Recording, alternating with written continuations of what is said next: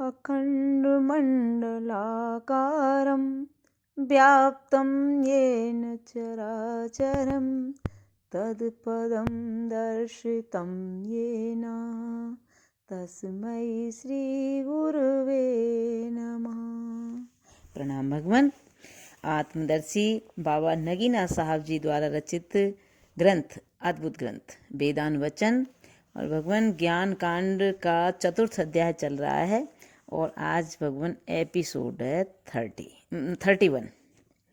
यहाँ से भगवान आगे करते हैं। हे राजा, इधर तो आदिदैविक इंद्रियां जहाँ वह जाना चाहता है वहाँ प्रतीक्षाएं और तैयारियां कर रही हैं, और इधर और उधर आध्यात्मिक इंद्रियों का हाल सुनिए, वे क्या करती हैं। जिस तरह ब्रह्मलोक के बड़े बड़े मुख्य यानी पदाधिकारी राजा को कूच यानी प्रस्थान की इच्छा पाने के साथ चलने की तैयारियां करते हैं, उसी तरह क्या आँख, क्या नाक और क्या कान, सब की सब इंद्रियां, भीतर की ज्ञानेंद्रियां और कर्मेंद्रियां भी जो विशेष पदाधिकारी हैं, साथ चलने की तैयारियां करती हैं और अपने अपने नियत स्थान छोड़कर दिल में जो उसकी मुख्य राजधानी है जाकर जमा होते और उससे एक होते हैं। यह सब कब होता है और क्यों कर होता है, कान लगाकर सुनिए। जब यह मनुष्य जीर्ण और शीर्ण हुआ अशक्त हो जाता है और अंतिम श्वास ऊंचे ऊंचे भरता है, तो सब ज्ञानेंद्रियां और कर्मेंद्रियां दिल यानी हृदय एकत्रित हो जाती हैं हृदय में, और उन सबको वह अपने में पूर्ण मिलाप देता दिल के कानों में बुद्धिमान रहता है और बाहर की ओर से बेखबर और मूर्छा खाया सा हो जाता है। जब यह आँख जाती है तो बाहर का रूप नहीं देखती, भीतर जो उससे एक होती है किंतु निकट वाले कहते हैं नहीं देखता। नाक भी उससे एक होती है, वे कहते हैं नहीं सूंघता। रसना भी उससे एक होती है, वे कहते हैं नहीं चखता। वाणी भी उससे एक होती है, वे कहते हैं नहीं बोलता। कान भी उससे एक होते हैं, वे कहते हैं नहीं सुनता। मन भी एक होता है, वे कहते हैं नहीं जानता।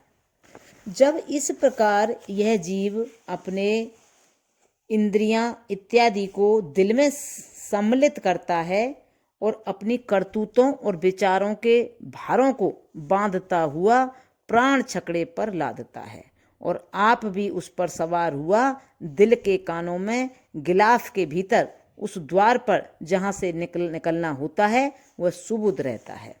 बाहर के नज़दीकी तो कहते हैं अब मूर्छा में वह बाहर कुछ विचार नहीं रखता, किंतु वह सब विचार क्या अगले क्या पिछले और सब करतूतें क्या अगली क्या पिछली उपस्थित करता और देखता है। उनमें जो विचार और करतूतें प्रबल होती हैं अपने भोग देने के लिए नाना रूप दिखाती हैं, और उन्हीं विचारों और करतूतों में विवश हुआ उन्हीं रूपों को वह पसंद करता है।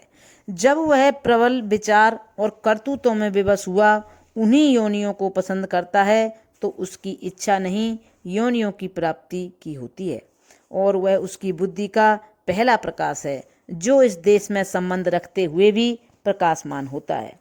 और जब उदान प्राण इस शरीर के भोगों के समाप्त होने के कारण स्वतंत्र होता है, इसी भावना के अधीन होता है, इसलिए वह भी उसी भावना के अनुसार प्रकाशित होता है और नसों के मार्ग से या नाक या कान के द्वारा निकलता हुआ जहाँ जाना पसंद करता है वही सूर्य की किरण की तरह जाता है।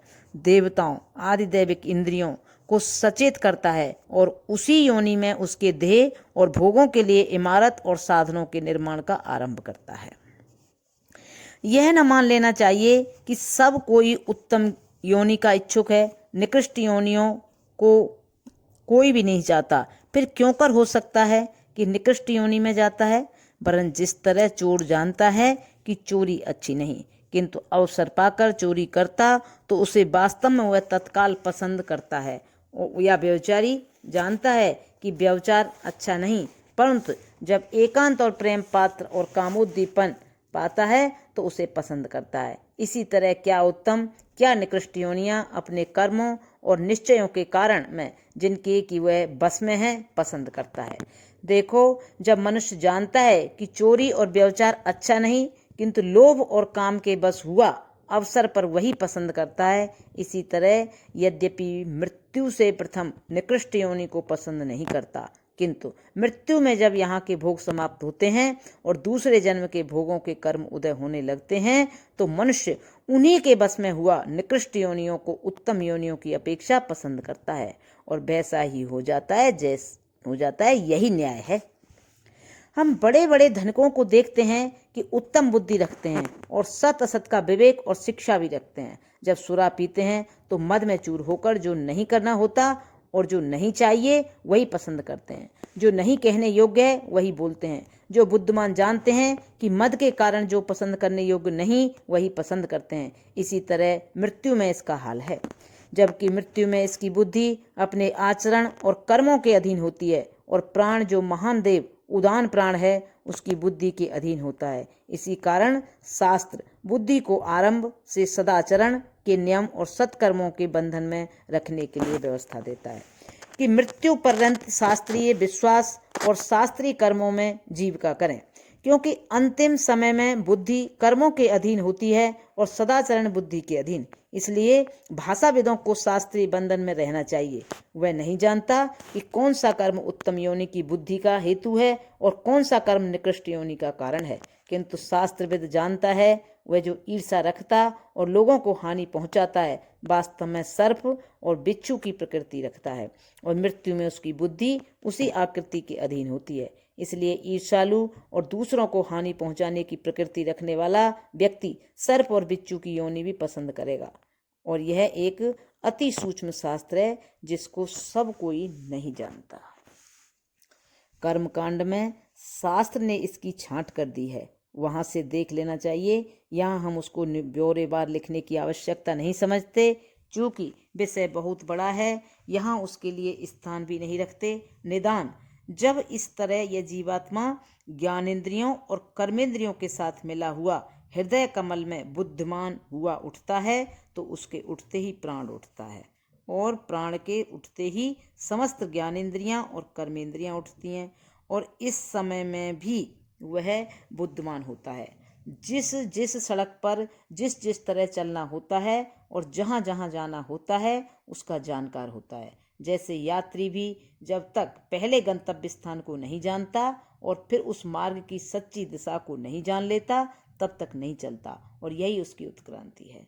हे राजन, जिस तरह यात्री अपने छकड़े पर अपना सामान लादता है और मार्ग यानी निवास पड़ावों में से मैं निकाल कर खाता